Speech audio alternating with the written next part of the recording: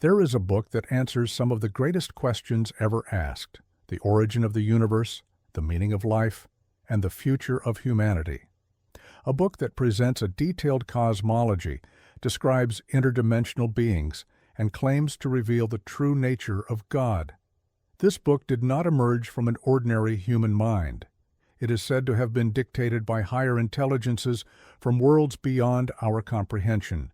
If this sounds like science fiction or mystical delusion, prepare yourself to discover the Urantia Book, an enigmatic work that has intrigued scholars, religious thinkers, and occultists for decades. What is in this book that stirs such fascination and controversy? Who really wrote it? And could it contain the key to understanding the universe? Today we'll dive into this enigma and explore the secrets of this mysterious text.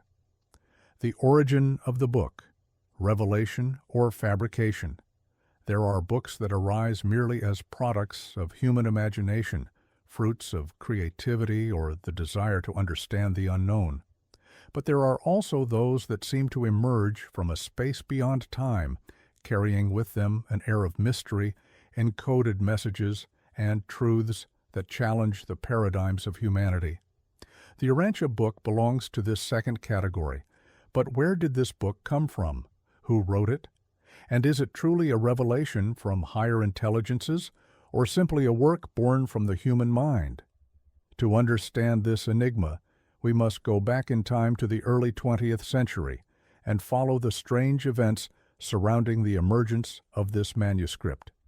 It all begins in Chicago in the 1920s.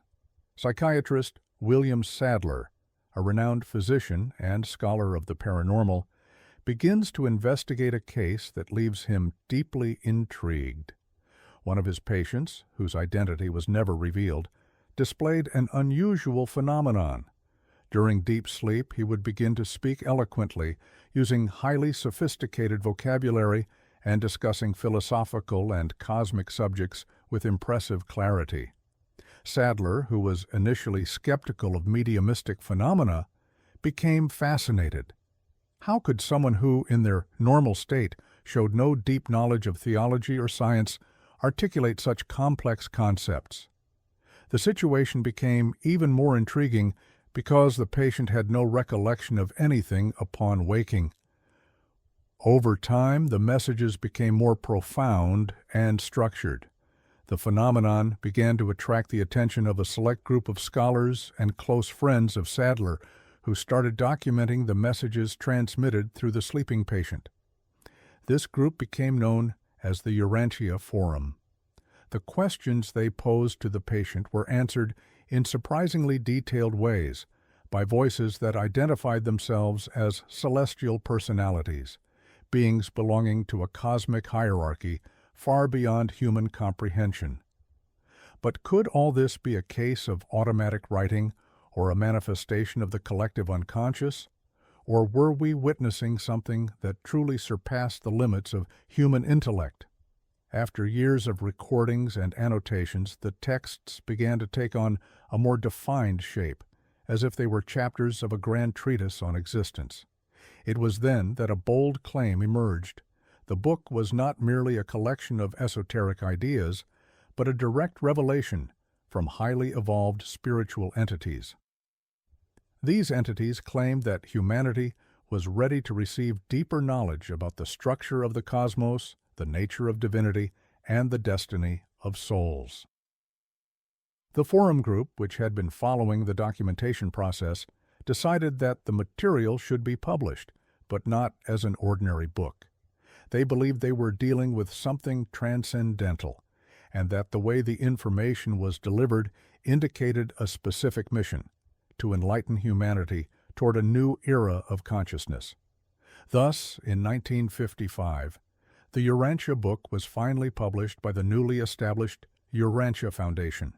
The content of the book was vast and comprehensive, divided into 4 main parts: the nature of supreme reality and universal cosmology, the structure of inhabited worlds and their spiritual orders, the history and evolution of Urantia, Earth, a detailed narrative of the life and mission of Jesus Christ, the depth and complexity of the work, led many scholars to wonder, how could a small group of people have produced such an advanced text? After all, it presented scientific and philosophical concepts that, in some cases, seemed to anticipate discoveries that would only come decades later. Unlike other channeled spiritual works such as The Spirit's Book by Allan Kardec or A Course in Miracles, the Urantia Book had no identified author.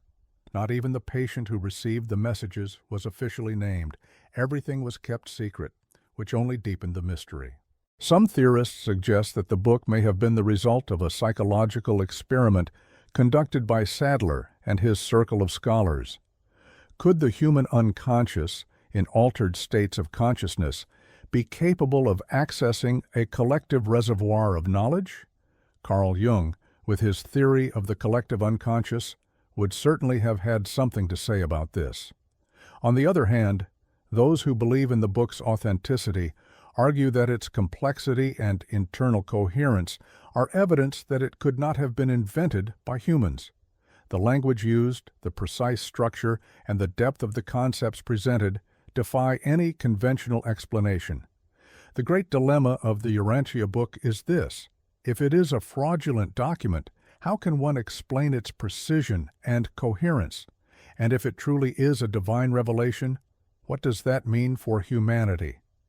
Its defenders claim the book contains truths that go beyond the human mind, offering a vision of God and the universe that transcends traditional religions. Its critics, however, view the work as a fascinating philosophical and mythological construction, but still a product of the human mind. Perhaps the answer lies not in the book itself, but in how it affects those who read it.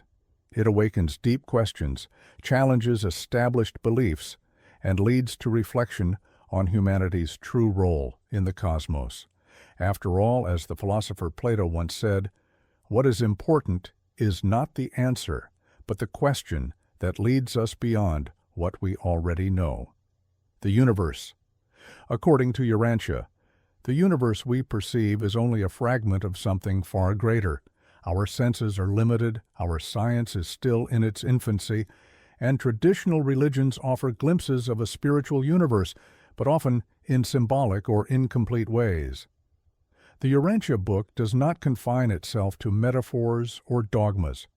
It presents a vast and detailed cosmology, a cartography of the cosmos that challenges our understanding of existence. According to this mysterious book, the universe is not a random chaos, but a highly organized structure inhabited by countless forms of life, energies, and higher intelligences. The planet Urantia, which the book claims is the cosmic name for Earth, is merely a small point within a grand scheme of cosmic evolution. But what is the true nature of this universe? Who governs it? And what is our role within this immensity? To answer these questions, we must set aside everything we think we know and embark on a journey into a vision of the cosmos that could transform our understanding of reality. A cosmic structure beyond imagination. The Urantia Book presents a model of reality unlike anything we know. It speaks of a central and eternal universe surrounded by a vast ensemble of super-universes, each containing billions of inhabited planets.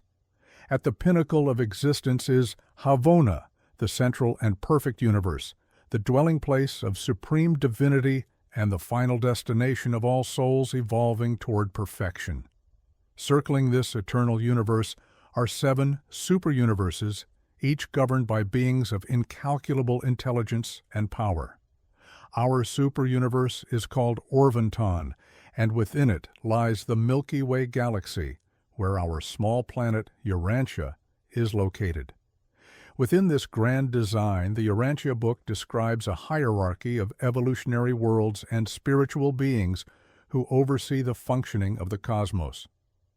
Planets like ours, in its view, are not isolated creations but part of a developmental plan spanning billions of years. This idea resonates with ancient mystical and esoteric traditions. The Gnostics spoke of aeons and spiritual hierarchies governing different spheres of reality. Hindu philosophy describes lokas, higher and lower worlds inhabited by various orders of beings. The key difference? The Urantia book describes all of this in a highly structured manner, like a vast cosmic map.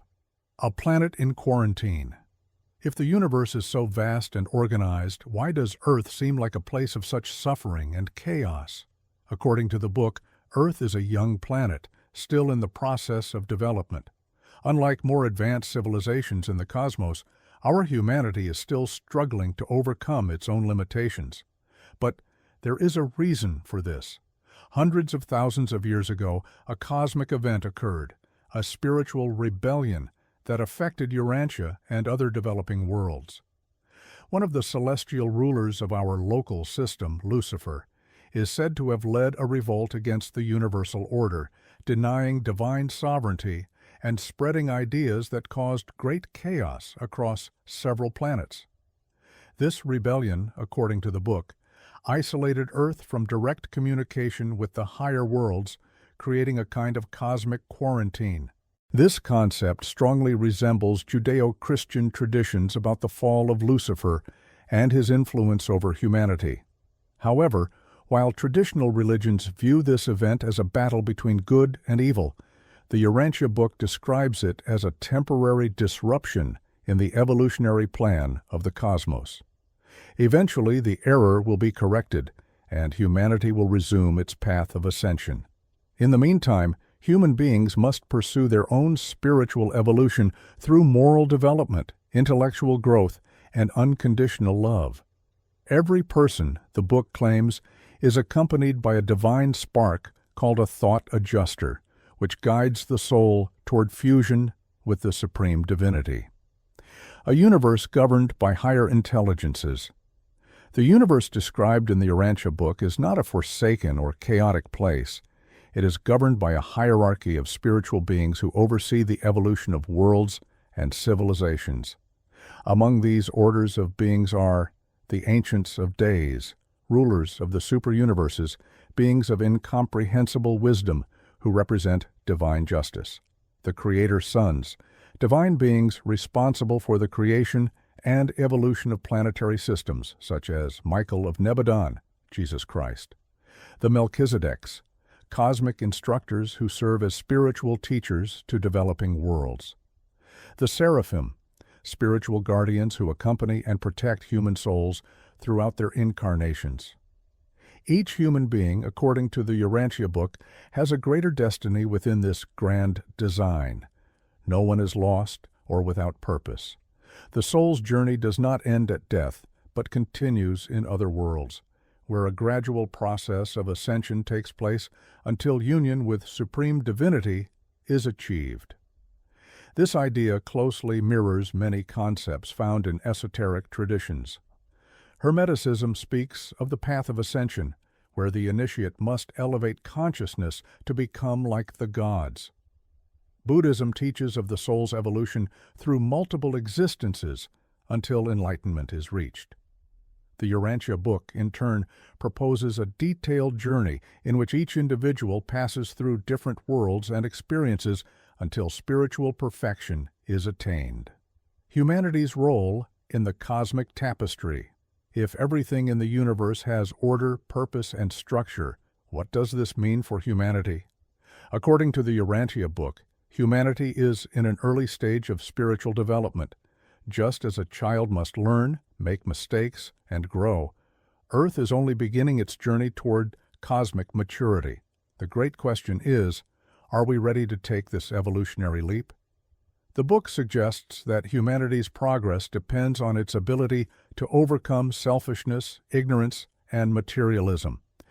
As more people awaken to their true nature, the connection with the higher worlds will be restored, and humanity will once again become part of the cosmic community. The key to transformation lies within. What prevents us from reaching this level? Our own free will.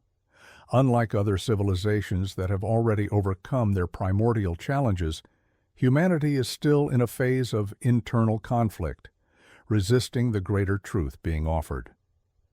But the good news, each individual holds within them the key to this transformation. The Urantia Book asserts that within every human being is a fragment of the divine, a small spark of infinite light that guides their journey. And as each person awakens to this reality, the entire civilization advances to a new level of existence. If the Urantia Book is right, the universe is far more than we imagine. Our existence has a grand purpose, and the cosmos is not a cold, meaningless expanse, but a living, conscious organism. Whether it is a genuine revelation or merely an impressive philosophical construction, the book invites us to rethink our view of reality. This suggests that Jesus did not come to earth merely to teach morality or establish a new religion. He came to fulfill a greater cosmic purpose, the direct experience of human life as a being who was already divine. He needed to incarnate as a man to live through the difficulties, challenges, and emotions of a common human. Only by experiencing existence in the most authentic way possible could he become a perfect sovereign of his universe. This version of Jesus' story aligns with some Gnostic traditions, which viewed Christ not as a sacrifice for the expiation of sins, but as a divine being bringing liberating knowledge. In the Gospel of Thomas, for example, Jesus is portrayed more as an enlightened teacher than as a crucified Redeemer. The difference is that while the Gnostics believed Jesus was a spirit who only appeared to be human, the Urantia Book affirms that he was fully human and, at the same time, fully divine. Another intriguing aspect is Jesus' childhood. The canonical Gospels mention almost nothing about his youth, but the Urantia Book describes in detail his relationship with his parents, his questions about life, his struggles to understand his own mission, and even the travels he made around the world. He is said to have visited Egypt, Mesopotamia, and India, coming into contact with different spiritual and philosophical traditions before beginning his public ministry. These descriptions echo some popular theories that suggest Jesus may have studied Buddhist or esoteric teachings before returning to Galilee. But if this is the true story of Jesus, why isn't it widely known? The Urantia Book suggests that after his death and resurrection, his teachings were quickly distorted by those who wanted to turn his message into an institutionalized religion. Instead of emphasizing his teachings about love, direct connection with God, and spiritual evolution, religions focused on his crucifixion and the concept of original sin. Over time, his identity as a cosmic master was forgotten, and he was reduced to a figure of dogmatic worship. Another fascinating aspect of the book's narrative is its explanation of his crucifixion. Unlike traditional Christianity, which sees Jesus' death as a necessary sacrifice to redeem humanity's sins, the Urantia Book states that his crucifixion was not a divine plan, but a consequence of human fear and ignorance. His mission was not to die for our sins, but to live as the supreme example of love and truth. He came to demonstrate the path of spiritual evolution, and his death was a tragic event, but not necessary for humanity's salvation. This view challenges the central idea of traditional Christianity, that Jesus died to pay for the sins of the world. Instead, the Urantia Book suggests that salvation does not come from spilled blood, but from individual spiritual growth. Each human being has within them a thought adjuster, a divine spark that guides them on the path of ascension. Jesus came to show us how to live in harmony with this inner presence, not to establish a belief system based on guilt and atonement. If this story is true, then humanity has spent 2 millennia misunderstanding Jesus' message. He did not want us to worship him as a martyr, but to see him as an older brother, a guide who came to teach the path to enlightenment. He did not come to found a church or create rituals of worship, but to awaken humanity to its own inner divinity. And if all this is merely an invention, that is a legitimate question. After all, how can we know if the Urantia Book is truly an authentic revelation and not just a brilliant philosophical work? The answer may lie in the impact this knowledge has on those who study it.